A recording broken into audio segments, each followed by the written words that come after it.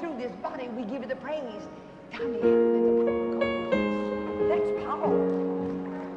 Enemy, Je commande à tout ennemi, every deaf spirit, tout esprit de surdité, hear me now, D'être à ses pieds pour apprendre, pour être à l'école, pour une préparation pour l'éternité.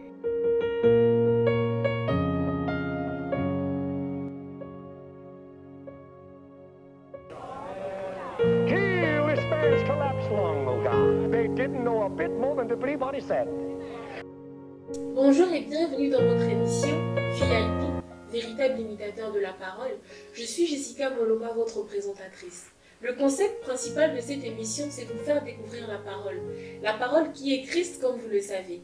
Tout au long de ces émissions, nous recevrons des VIP, des véritables imitateurs de la parole, qui vous aideront dans les questions que vous nous poserez et dans les questions que vous vous posez en général sur la parole et sur la vie chrétienne.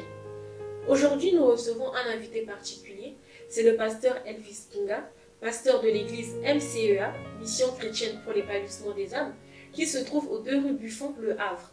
Bonjour pasteur Elvis. Bonjour Jessica. Comment vous allez? Je vais très bien par la grâce du Seigneur. Gloire à Dieu. Alors pasteur Elvis, vous êtes un passionné de Dieu comme vous le dites souvent. Oui, comme tous les enfants de Dieu d'ailleurs, pour servir le Seigneur, il faut l'aimer d'abord. Il faut être passionné de lui. D'accord. C'est vraiment un époux, ouais. D'accord. Est-ce que le pasteur Elvis, passionné de Dieu, peut nous parler de son parcours, de comment il est devenu pasteur et tout ce qui est inhérent à cela? Ok. C'est très important. Elle est très importante votre question. Pourquoi? Parce qu'aujourd'hui, il y a beaucoup de personnes qui s'autoproclament pasteurs. Alors qu'avant de devenir pasteur, il y a bien sûr, comme vous le posez la question, il y a un parcours derrière tout cela. Bon, j'aimerais, avant qu'on parle de ce parcours, qu'on parle d'abord à celui qui permet ces choses. C'est-à-dire, on parle d'abord au Seigneur, lui qui permet que les hommes puissent avoir des parcours, puis c'est lui qui utilise les hommes. Donc, pour cela, nous allons, si vous êtes d'accord, c'est votre plateau, si on peut prendre juste un moment pour prier, pour inviter le Seigneur. On va prier. Seigneur notre Père, nous voulons simplement que tu prennes le contrôle de ce moment et que tout ce qui se passera dès maintenant sur ce plateau soit fait pour la gloire de ton Saint-Nom. Conduis-nous, inspire les paroles de nos bouches afin que tu te glorifies tout le long de cette émission. Au nom de Jésus, nous avons prié. Amen. Amen. Alors, donc, en termes de parcours, avant de devenir pasteur, on est d'abord enfant de Dieu. Donc, qui dit enfant de Dieu parle donc de la nouvelle naissance. Me concernant, je suis né en 2008. Je suis né de nouveau en 2008. J'ai donné ma vie à Jésus en 2008. Et donc, je priais dans une assemblée qui s'appelle Centre chrétien pour la Normandie. Centre chrétien pour la Normandie. Ça se trouve en Normandie, bien sûr, à Rouen. D'accord. Et ensuite, je suis resté là-bas pendant 3 ans. Je me suis fait baptiser. Après cela, j'ai fait ce qu'on appelle des formations de base de la foi chrétienne. Donc, on nous a formés par nos pasteurs. C'est seulement en 2011, 3 ans plus tard, que je reçois l'appel, comme quoi je suis appelé à enseigner l'évangile, à prêcher l'évangile, à porter l'évangile.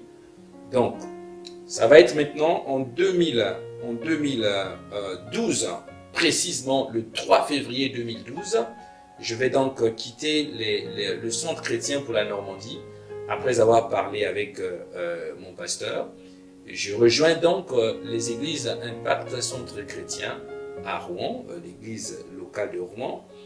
Ça sera en 2012.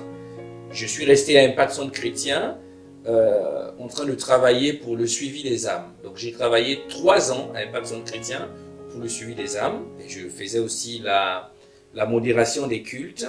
Puis, à Impact Centre Chrétien, j'ai fait aussi ce qu'on appelle la formation prédication. Voilà, parce qu'on ne commence pas à prêcher comme ça, on essaye d'apprendre comment ça se passe. Il y a la part de Dieu et puis il y a aussi la part des hommes. Donc, quand le Seigneur t'appelle, il faut prendre vraiment le soin de te faire former. Donc c'est ce que j'ai fait. Donc en parallèle, je faisais également une autre formation théologique dans un institut biblique qui se trouve aux États-Unis, qui s'appelle BibleDoc. Je ne fais pas de publicité, rassurez-vous. BibleDoc. Donc j'ai fait la formation théologique là-bas. C'est seulement le 17 novembre à 23 h que je reçois véritablement le travail que j'avais à faire au Havre. Donc 2015 en novembre, je reçois l'appel, disons, va travailler au Havre. Et c'est le 17 novembre à 23 h que le Seigneur me révèle le travail que j'avais à faire au Havre. Puis vient le 10 janvier. Donc on a commencé une cellule en novembre. Le 10 janvier maintenant 2016, je vais implanter l'église, la MCA, à l'hôtel Kyriade au Havre. Donc c'est là-bas que nous avons commencé. Puis le 12 juin 2016 toujours, j'ai été consacré au ministère pastoral. Wow.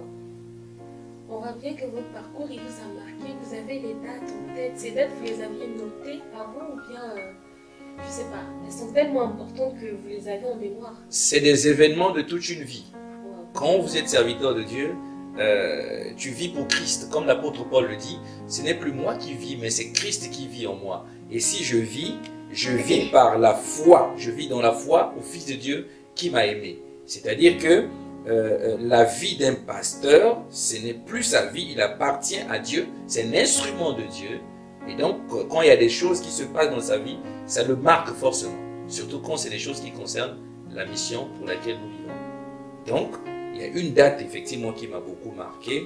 C'est le jour où j'ai reçu, comment dirais-je, l'ordre du Seigneur de partir au Havre et clairement qui m'a expliqué ce que j'avais à faire au Havre. Ça, c'était un jour vraiment très très marquant pour moi. J'ai deux dates comme ça dans ma vie qui m'ont marqué. Voilà, la première date, c'était en 2008 plutôt, quand je suis devenu enfant de Dieu. Et c'est la première fois que j'ai vu le Christ m'apparaître dans ma chambre. Je ne savais pas que c'était lui, mais il aurait fallu que mes pères dans la foi, mes pasteurs, voilà, m'expliquent ça plus tard. Et là, j'ai réalisé qu'effectivement, c'était le Christ, au fait. Donc, dans sa bonté, il apparaît aussi aux païens. Voilà, donc j'ai vu le Christ m'apparaître, et c'est même pour ça que j'ai donné ma vie au Seigneur. Donc, cette date-là, cette année-là, 2008, m'a beaucoup marqué. Puis vient le 17 novembre, comme je vous ai dit, à 23 h 30, où le Seigneur vient maintenant me donner la mission qu'il y a à faire, c'est-à-dire l'épanouissement des âmes. Wow. D'accord. Voilà. Je pense que ceux qui nous suivent, on peut prendre des notes parce que le pasteur Elvis a été très précis. Il a donné les dates clés qui ont marqué son parcours. Il vous expliquait, en tout cas, il était clair dans ses explications. Alors, pasteur Elvis, nous avons compris ce qui en est de votre parcours. Maintenant, nous aimerons savoir quel est votre objectif. On a bien compris que vous avez été appelé par le Seigneur, on a bien compris votre parcours, mais on veut savoir l'objectif principal de votre ministère, parce que chaque ministère a un objectif. Quel est le vôtre? Effectivement. Avant de vous dire cet objectif, je vais vous le dire, hein, ne vous inquiétez pas, je vous le dirai, je suis là pour ça, on est là pour ça. Et mais je voulais d'abord parler de la vision. Vous voyez, on ne se lève pas comme ça et on va aller faire une église. Dans la foi, on ne s'auto-proclame pas. Parce que on n'est pas pasteur. On n'est pas pasteur par vocation. Non. On est pasteur parce que le Seigneur avait préparé des projets d'avance pour que nous, les humains, nous puissions les accomplir simplement. Donc, on est d'abord, on est enfant de Dieu, puis le Seigneur a préparé un projet, ce qu'on appelle le ministère. Les livres d'Éphésiens parlent des 5 ministères. Il y a des pasteurs, des docteurs, des apôtres. Et il y a bien d'autres. Il y en a 5 exactement. Les 5 ministères. Vous voyez? Donc, le point ici, c'est de comprendre d'abord la vision. Lorsque le Seigneur va appeler un homme, il va lui donner une vision. Pourquoi il donne une vision? Pourquoi il appelle un homme? Il y a une chose. Dieu va susciter un homme parce qu'il y a un peuple. Donc il y a d'abord un peuple qui crie et que le Seigneur voit. Nous voyons dans le livre de l'Exode comment Dieu a appelé Moïse. La Bible dit que Dieu, quand il a appelé Moïse a reçu l'appel. Avant de lui donner la vision, Il a dit Moïse, Moïse. Moïse a reçu l'appel. Quand Moïse a reçu l'appel, il a dit à Moïse quelque chose dans le livre d'Exode. Il lui dit, le cri de mon peuple est parvenu vers moi. C'est-à-dire, il y a d'abord un peuple qui soupirait dans l'esclavage, et c'est là que Dieu vient appeler Moïse. Et quand il appelle Moïse, il annonce à Moïse la vision, le travail qu'il y avait à faire, la mission et la vision. Il dit clairement à Moïse, je t'envoie vers Pharaon pour aller libérer mon peuple. Mission. Ensuite, il lui dit, je libère mon peuple pour que je puisse les emmener dans une direction qui est la terre promise, le pays où coule le lait et le miel. Donc, il y a l'appel, la vision, la mission. Vous voyez? Donc, il y a ces trois choses-là. Maintenant, moi, ce que le Seigneur m'a demandé de faire avec le peuple qui se trouvait au Havre, la mission qui est assignée dans ma vie, c'est de travailler pour l'épanouissement des âmes. Il m'a parlé de l'épanouissement des âmes. Alors, nous pouvons voir cela dans le livre de 2 Corinthiens, on peut lire, si vous le permettez. 2 Corinthiens, chapitre 13, au verset 11.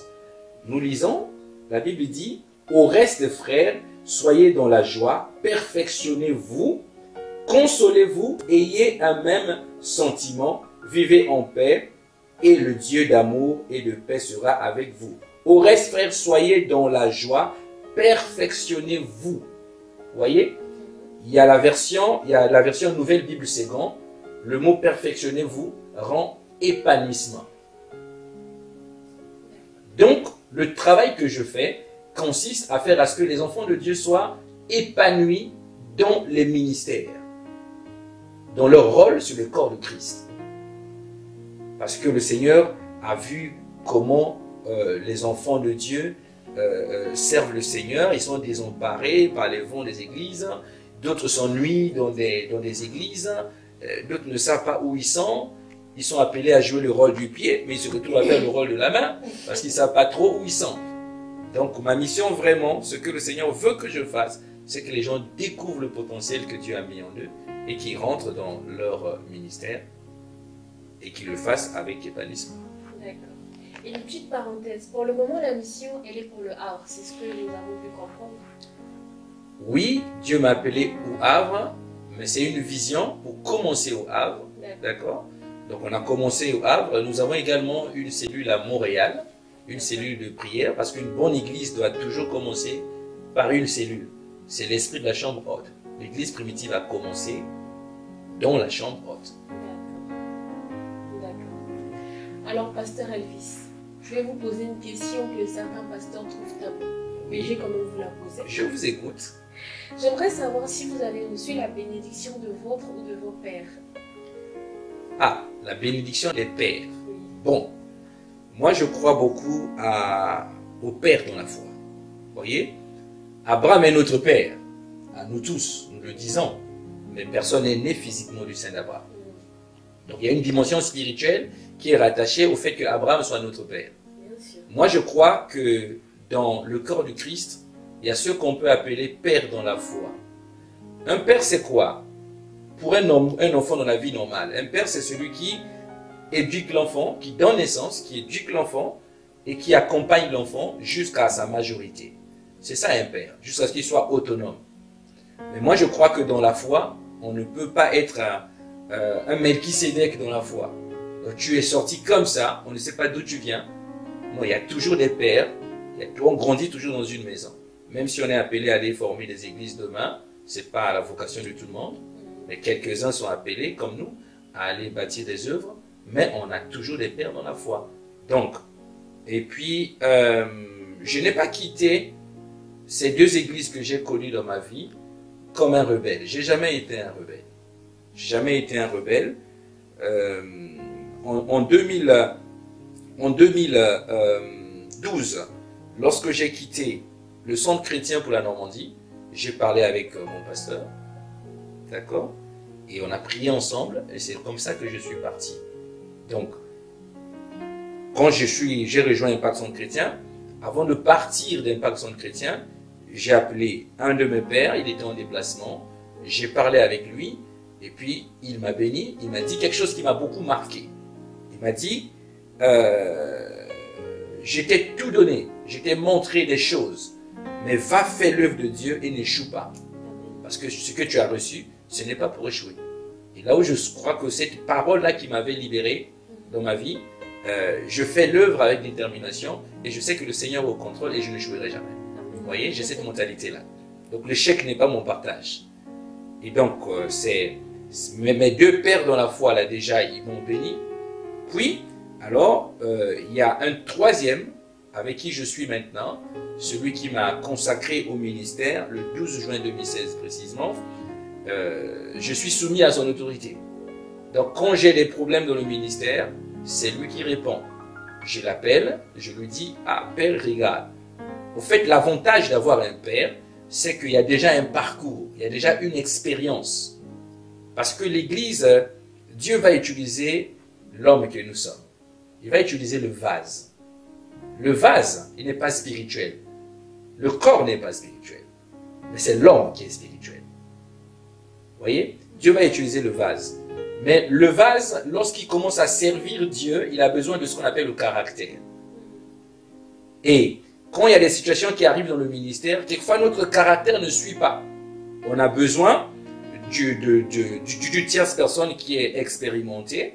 Et c'est là et souvent même que les pères interviennent. Ils encadrent. En cas de problème, ils ont eu déjà des situations par lesquelles ils sont passés. Donc ils sont bien placés pour nous encadrer. Bien sûr, donc j'ai reçu la bénédiction de mes pères. Et dans toutes ces églises-là, ces deux églises, je n'ai pas de problème. Avant de partir à Impact Zone Chrétien, je suis parti voir le pasteur qui était établi sur place. J'ai discuté avec lui. On s'est dit au revoir, je suis parti. Donc on ne quitte pas l'église comme un voleur. Oui. On voit bien que vous êtes doublement bénis. Vous avez la bénédiction divine, celle de Dieu, mais également Amen. celle de vos pères. Amen. Mais c'est une bonne chose, pasteur Elvis. Amen. Alors, comme je vous l'ai dit au début, nous allons répondre à des questions générales, des questions que les gens se posent sur la vie chrétienne. Sans plus tarder, on va encore s'adresser à notre invité du jour, pasteur Elvis. Le pasteur Elvis ici présent, qui est un véritable imitateur de la parole, va essayer de nous donner des aperçus brefs où on y pourra répondre directement et clairement à des questions que nous avons reçues de certaines personnes. Alors, pasteur Elvis, cette question m'est revenue plusieurs fois. Parce qu'avant de vous poser des questions, il faut que je vous dise, j'ai fait, comment appeler ça? Je dirais une petite enquête quoi, sur des questions que les gens se posaient généralement. Oui. Et cette question m'est revenue. Oui. C'est quoi la différence entre Dieu et Jésus? Ah, Elles sont banales, mais elle est revenue la bonne question. On va lire la parole. Je vais aller dans l'évangile de Jean, l'évangile selon Jean. Jean 1, d'accord? D'accord. Jean chapitre 1 au verset 1. Regardez ce que la Bible dit. Au commencement était la parole, et la parole était avec Dieu, et la parole était Dieu. Elle était au commencement avec Dieu. Toutes choses ont été faites par elle, et rien de ce qui a été fait n'a été fait sans elle. En elle était la vie, et la vie était la lumière des hommes. D'accord? Au commencement était la parole était avec Dieu, et la parole était Dieu. Donc, pour répondre à votre question, quelle est la différence entre Jésus et Dieu? Très bien. Je dirais plutôt que Jésus est à la fois Jésus et il est à la fois Dieu. Il a une double nature. Il a une nature divine et il a une nature humaine. 100% Dieu, 100% homme. Maintenant, Jésus, c'est l'incarnation de Dieu en humain sur la terre. Parce que vous voyez, le Seigneur a créé Dieu le Père, Dieu le Fils et Dieu le Saint-Esprit. C'est les trois acteurs de la création. D'accord? Alors, Dieu a mis des lois sur la terre. Tous ceux qui sont sur la terre, les êtres vivants, ils possèdent un corps. Donc lui, Dieu, voulant venir sur la terre pour régler le problème du péché qu'il y a eu, il ne pouvait pas venir comme ça. Il aurait fallu qu'il puisse avoir un corps. Et ce corps-là, c'est la personne qu'on a appelée Jésus. Donc, il s'est incarné en Jésus. C'est pour ça que Jésus est l'incarnation de Dieu. La Bible parle de lui comme étant l'empreinte de la personne de Dieu sur terre. Donc Jésus est vraiment Dieu qui est descendu sur terre. Donc il est Dieu et il est aussi le Fils de Dieu. Alors, chers internautes, ceux qui m'ont posé cette question, vous reconnaîtrez. Je pense que maintenant vous avez une idée claire. Comme a dit le pasteur Elvis, Jésus est l'incarnation de Dieu. Je dirais a été, parce que Jésus n'est plus physiquement, mais il est toujours spirituellement. Donc Jésus a été l'incarnation de Dieu. Donc je pense que sur cette question-là, aux émissions prochaines, elle ne reviendra plus. Excusez-moi ma soeur. Jésus est. Voilà. Au fait, ce que je vous disais, c'est que Jésus existe encore. Pas seulement spirituellement, mais Jésus est vivant. Sauf qu'il est devenu Christ. Simplement. Voilà. D'accord, pasteur. Alors, la prochaine question, c'est... Dieu, il est Dieu, pasteur. Oui. On ne sous-entend pas, mais on sait, en tout cas pour nous les chrétiens, que Dieu, il est parfait, il a la plénitude de la connaissance. Oui. Mais je me suis toujours demandé pourquoi il y a un Nouveau et un Ancien Testament. Dieu s'était-il trompé quelque part? Il y a eu des rectifications? Moi, j'aimerais bien avoir une explication, en tout cas, dessus, là. Pourquoi il y a un Nouveau et un Ancien Testament? Pourquoi Dieu n'a-t-il pas fait une seule chose? Pourquoi il en a fait deux en même temps? Voilà.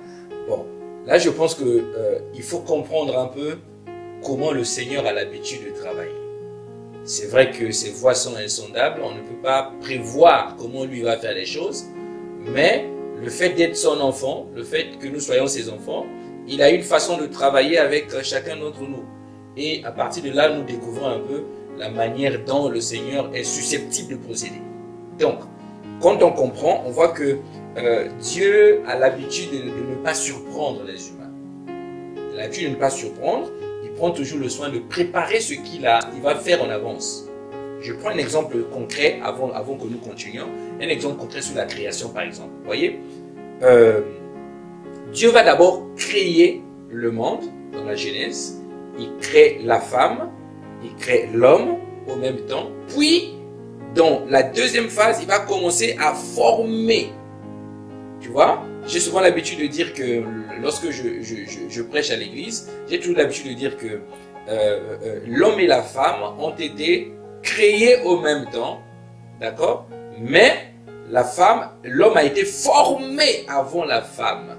C'est-à-dire, Dieu prépare d'abord ce qu'il va faire. Il crée d'abord, ensuite il le fait. Donc, Dieu avait déjà créé ce qu'il devait faire sur la terre. Voyez, qu'est-ce qui s'est passé, en mon sens, avec le Nouveau et l'Ancien Testament? C'est que quand on parle de l'Ancien Testament, on parle de l'ombre des choses à venir. C'est-à-dire, c'est une parole de Dieu, annonciateur de ce que Dieu devait faire. Si vous voulez, l'Ancien Testament, c'est l'annonce du Nouveau Testament.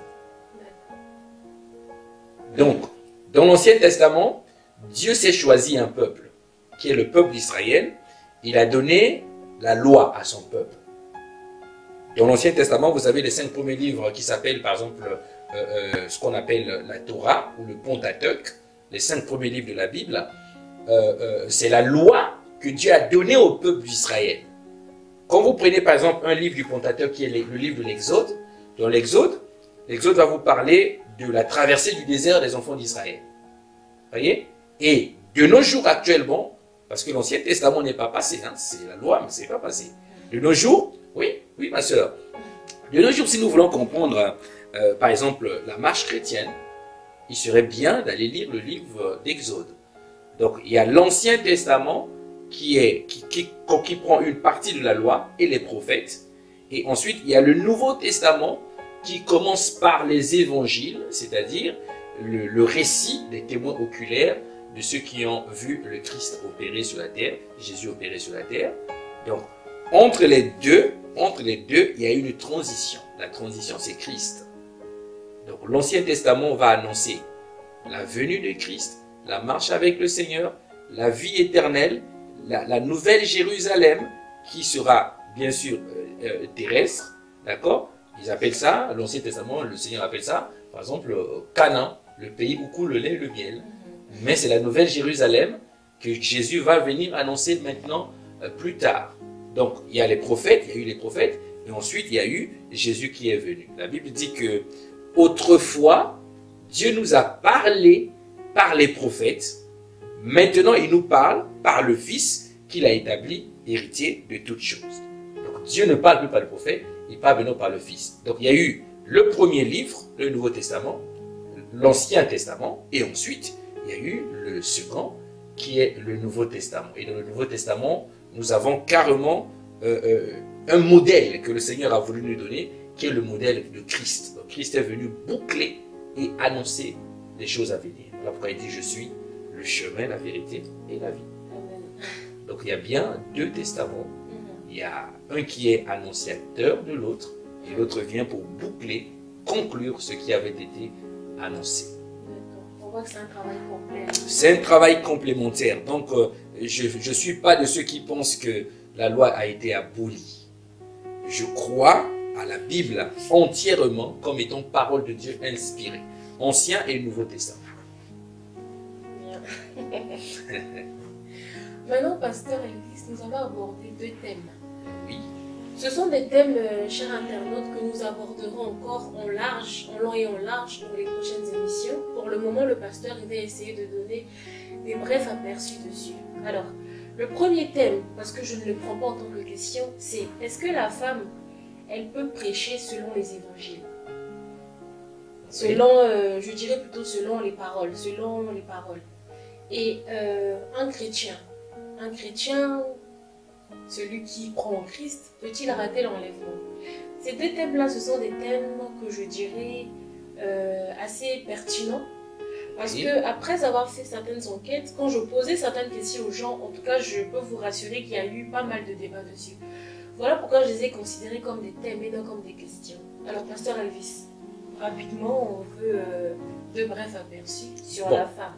Ces deux thèmes qui sont, vous les avez appelés vous-même des thèmes. C'est-à-dire que c'est des questions que les gens se posent, qu'on ne peut pas répondre comme ça soudainement. Mais c'est des questions où on doit prendre le temps de s'asseoir pour bien les développer, pour que ceux qui nous suivent, les internautes et bien d'autres qui vont nous suivre, puissent avoir un peu les idées claires.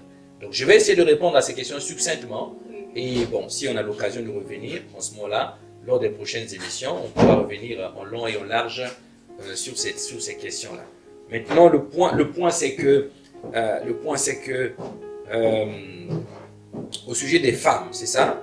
Je peux avoir la question de nouveau au sujet de la femme. Est-ce que les femmes peuvent-elles prêcher l'évangile? Ah, est-ce que les femmes, selon les Écritures, voilà. Est-ce que les femmes peuvent prêcher l'évangile? Bon, ça c'est bien sûr, même dans le corps de Christ, les avis sont partagés là-dessus. Maintenant, j'ai toujours l'habitude de respecter, et j'aime bien respecter les avis des autres, hein, parce que Dieu ne nous a pas appelés à la contradiction, mais Dieu nous a appelés à la construction. Donc, vous allez trouver des pasteurs qui croient que la femme ne devrait pas prêcher. Vous allez aussi trouver des pasteurs comme nous qui croyons pleinement que la femme peut aussi prêcher. Comme le sujet c'est la femme, le point c'est de comprendre d'abord c'est qui la femme. Il faut que nous comprenions c'est qui d'abord la femme. C'est ça le problème. Alors, la femme, c'est avant tout un humain. Mais la dimension femme, il faut comprendre le mot femme. Le mot femme en hébreu, ça te rend Isha. Isha qui est le féminin de Ish. Si vous voulez, le mot femme est rattaché au corps. Donc, quand on parle de femme, on parle du corps. Quand on parle de l'homme avec petit h, on parle du corps. D'accord? Puisque la personne est esprit. La femme, on appelle esprit. Par exemple, vous vous appelez sœur Jessica. Vous voyez? Sœur Jessica est un esprit qui habite dans un corps féminin. Donc sur la terre, on l'identifie comme une femme. Au ciel, personne ne prendra de femme. Parce que là-bas, il n'y a pas de corps féminin ou de corps masculin. Nous serons tous des esprits. Nous sommes des esprits revêtus d'un corps glorifié et qui n'a pas de sexe. Vous voyez? Donc, étant donné que la femme est un esprit qui habite dans le corps féminin et Dieu se sert des esprits. Qu'allons-nous dire? Est-ce que Dieu ne peut pas utiliser l'esprit qui est dans un corps féminin? C'est là le point. Voilà pourquoi il est écrit dans le livre de Joël que je répandrai de mon esprit sur toute chair. Vos fils et vos filles prophétiseront. Et vos vieillards auront des songes et des visions. C'est-à-dire, il y a des fils et des filles qui prophétiseront. Ça, c'est les dons, les dons de prophétie, les paroles et connaissances, c'est quelque chose de spirituel. Donc, moi, je crois profondément que Dieu peut se servir des femmes. Je vais vous prendre un exemple. Prenons par exemple le cas, il faut que nous, les hommes, soyons un peu honnêtes et lucides.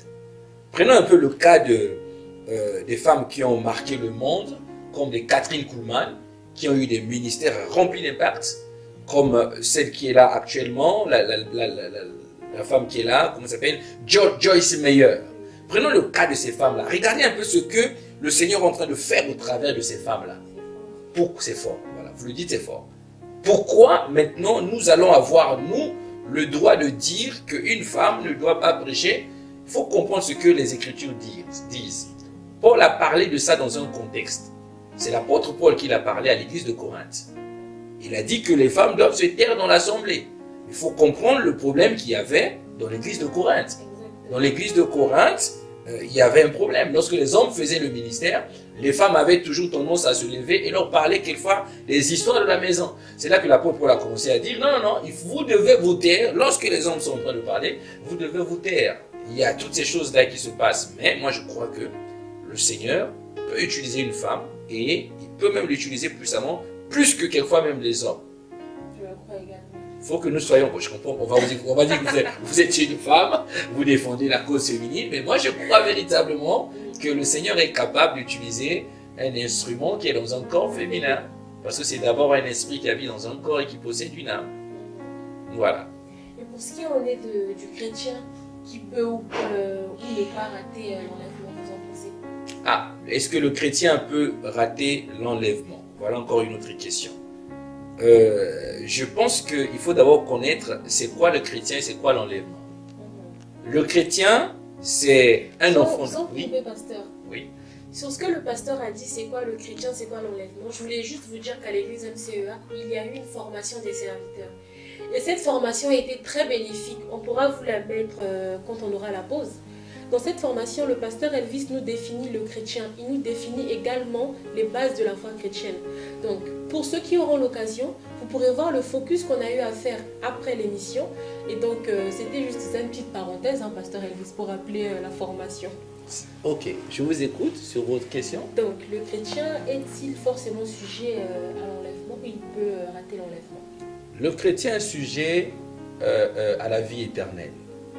Donc, pour parler du chrétien et de l'enlèvement, il faut comprendre c'est quoi le chrétien, c'est quoi l'enlèvement, comme je l'ai dit avant. Le chrétien, ce n'est pas celui qui vient à l'église. Le chrétien, ce n'est pas celui qui aide le pasteur. Le chrétien, ce n'est pas seulement celui qui soulève les sacs des pasteurs. Ce n'est pas le but. Ah oui, parlons vrai. Parlons vrai. Mais le chrétien, c'est plutôt un enfant de Dieu, tout comme le pasteur. D'accord? Il a reçu Christ comme Seigneur et Sauveur dans sa vie. Donc, il est au service de Dieu. Je parle du chrétien.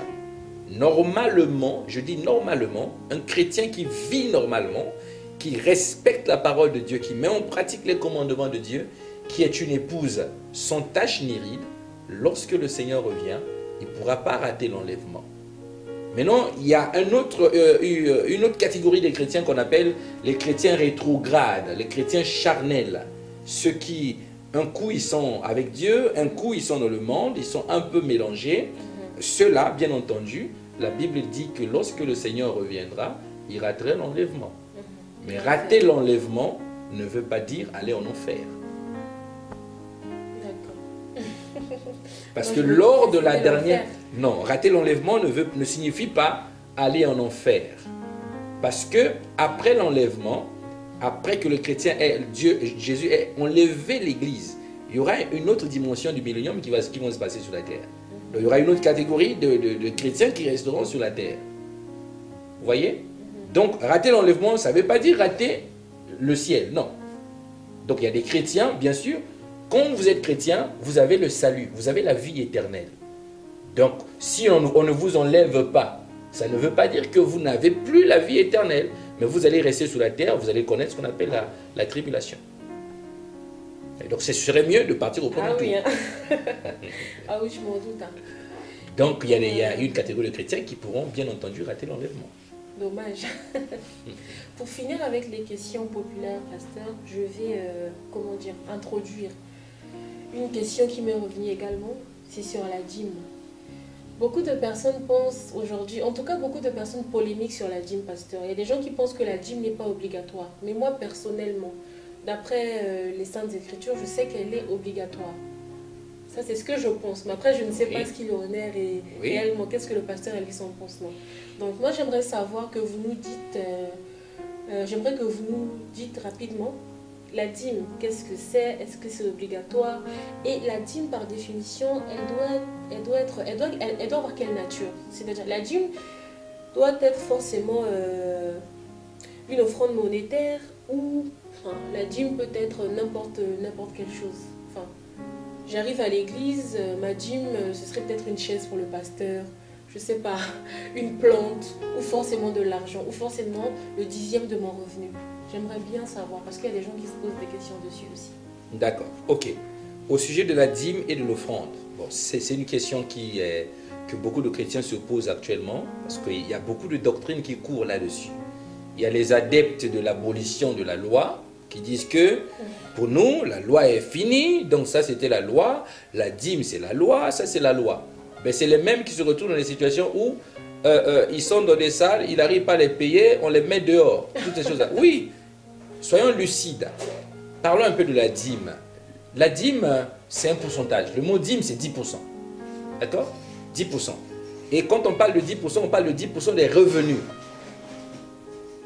10% des revenus. D'accord? Maintenant, dans l'Ancien Testament, nous voyons qu'il y en a qui ont payé la dîme du cumin, la dîme de ce qu'ils avaient, de leurs biens, donc qui représentaient 10%. Mais il y a ce qu'on appelle les biens et les finances. Les biens et l'argent. Il y a deux choses. D'accord? Donc, donner la dîme des biens, on suppose que tu n'as pas les finances. Tu donnes la dîme des biens, donc tu donneras 10% de tes biens. Et comment tu calculeras le pourcentage de tes biens?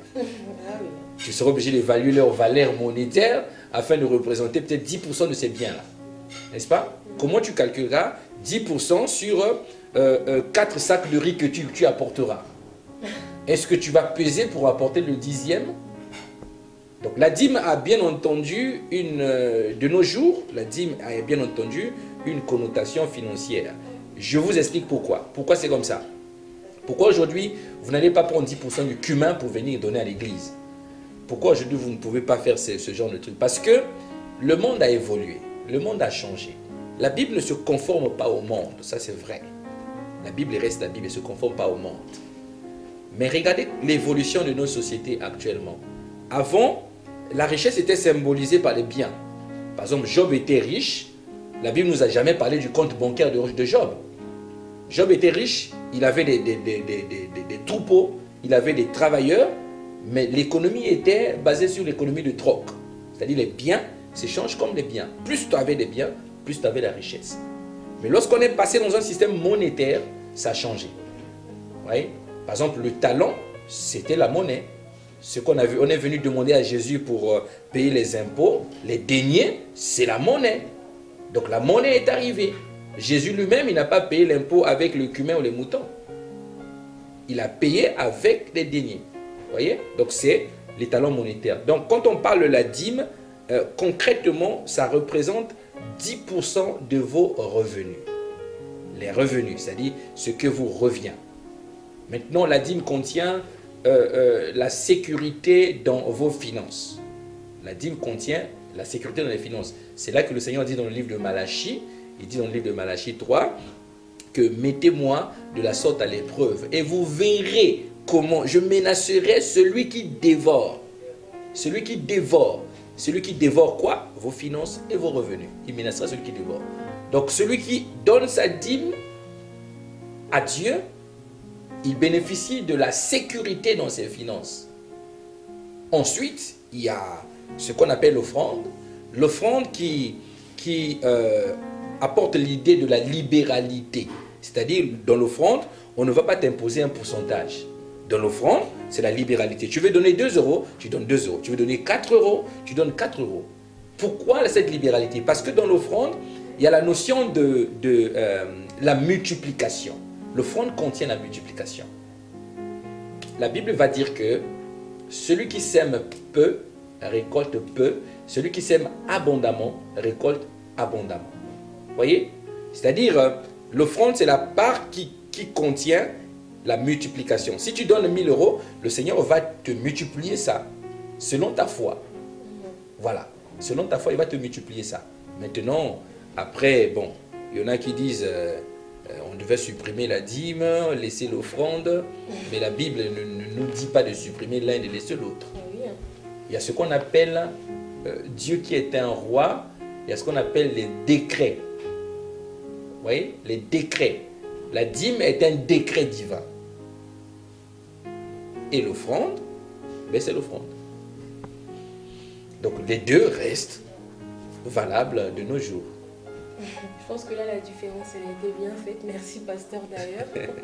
En termes de décret, parlons plutôt en termes d'ordonnance. Ça parlera mieux. Oui, je pense que ça parlera. Le chef de l'État prend les ordonnances et il y a aussi des lois que l'Assemblée va valider. Également. Donc il y a des lois et des ordonnances.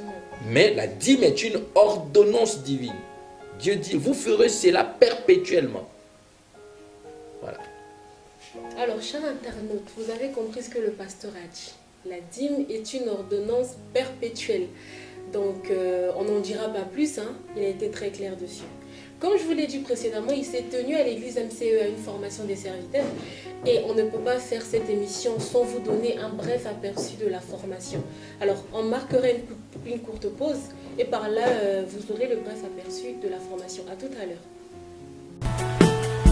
Découvrez la formation des serviteurs. Déjà disponible. La première session pour découvrir les bases de la foi chrétienne et le deuxième niveau pour naître et servir dans le royaume. Une formation obligatoire pour ceux qui servent ou qui veulent servir à la MCEA, mais également pour les personnes désirant connaître la parole et grandir davantage.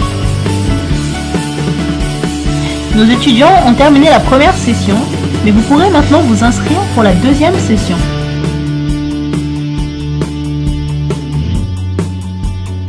Bienvenue à la FDS 2. Aujourd'hui, nous allons aborder notre troisième leçon qui s'intitule « Servir dans le royaume ». Avant de continuer, nous voudrions d'abord définir ce que c'est que le service. Nous vous rappelons que vous avez la possibilité de vous procurer l'audio du deuxième niveau qui est déjà disponible au multimédia MCEA et gratuit. Nous sommes de retour sur ce plateau, nous sommes de retour dans l'émission Véritable imitateur de la parole. Malheureusement, cette émission touche vers sa fin. Avant d'avoir la pause, nous étions en train de parler des dîmes et des offrandes. Pasteur, vous avez quelque chose à rajouter à ce niveau? Alors, je voulais juste préciser quelque chose pour nos internautes qui nous suivent. C'est que les pasteurs ne sont pas là pour prendre les dîmes et pour les utiliser comme étant leur argent de poche. Bon, ça c'est à préciser parce que beaucoup de gens pensent que les pasteurs sont là pour voler les dîmes et les offrandes de l'église et qu'ils doivent vivre impérativement de ça. En tout cas, moi, la grâce que j'ai, c'est que je ne fais pas partie de cette catégorie-là. Mais je comprends que si les pasteurs sont rémunérés par l'église avec les dîmes et les offrandes, c'est tout à fait biblique. Et je fais partie de ceux qui pensent qu'un pasteur peut avoir une activité productive en plus et il est aussi à plein temps dans le ministère, capable de subvenir à ses besoins. Mais ceux qui ne peuvent pas, bien entendu, l'église peut leur délivrer un salaire avec les dîmes et les offrandes. C'est tout à fait normal. D'accord, pasteur. Alors, chers internautes, nous sommes à la fin.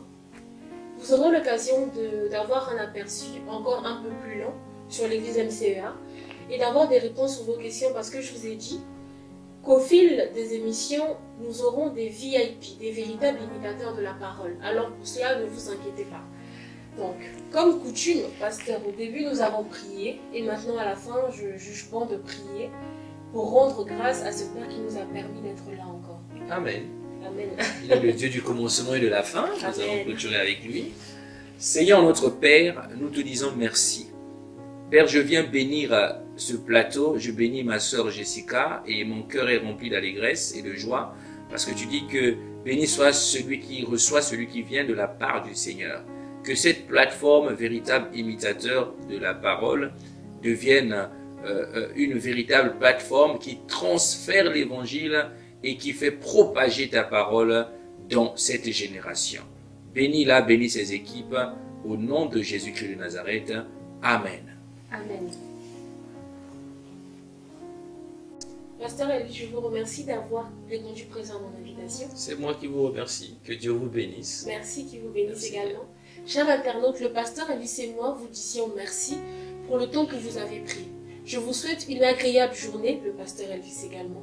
Et portez-vous bien. À bientôt. À très bientôt.